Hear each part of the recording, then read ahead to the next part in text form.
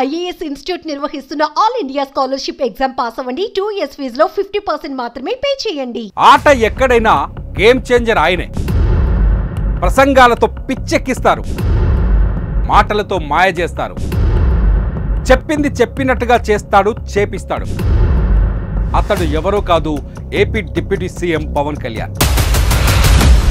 తన పవర్ ఏంటో ఏపీలో చూపించిన జనసేనాని ఇప్పుడు మరాఠా గడ్డకు తెలిసొచ్చేలా చేశాడు. పవన్ ప్రచారం చేసిన అన్ని చోట్ల బీజేపీ అభ్యర్థులు విజయం వైపు దూసుకుపోతున్నారు. మహారాష్ట్రలో పవన్ చేసిన ప్రచారంతో కమలం వికసించగా మహావికాస్ అఘాడీకి గెలుపు దూరమైంది. దీంతో దట్ ఈజ్ జనసేన పవర్ అంటూ జన సైనికులు కాలరెగరవేస్తున్నారు.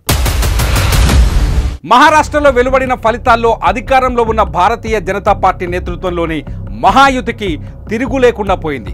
ఆది నుంచి పూర్తి ఆధిక్యంలో కొనసాగుతోంది మహాయుతి. స్పష్టమైన మెజారిటీ సాధించడంలో బీజేపీ సీఎం అనే ప్రచారం కూడా జరుగుతోంది. బీజేపీ సాధించిన విజయంలో పవన్ కూడా భాగమయ్యారు. అధికారాన్ని ఏర్పాటు చేయడంలో ఆయన చేసిన ప్రచారం ఎంతో కీలకం.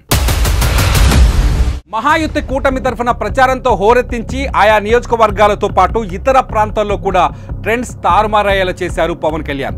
తెలుగు వారి ఓట్లను రాబట్టడంలో సక్సెస్ అయ్యారు. పూణే, బల్లార్పూర్, డెగ్లూర్, షోలాపూర్, లాతూర్, నాందేడ్, విదర్భలో పవన్ ప్రచారం నిర్వహించగా ఈ స్థానాలన్నింటిలోనూ బీజేపీ పూర్తి ఆధిక్యంలో ఉంది.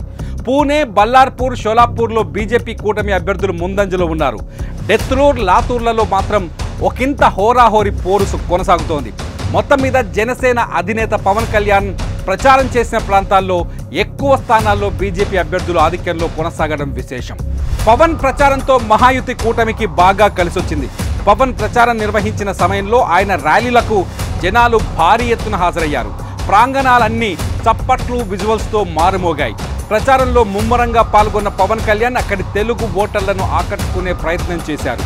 సనాతన ధర్మాన్ని రక్షించాలని పవన్ స్పీచ్ అదిరిపోయింది.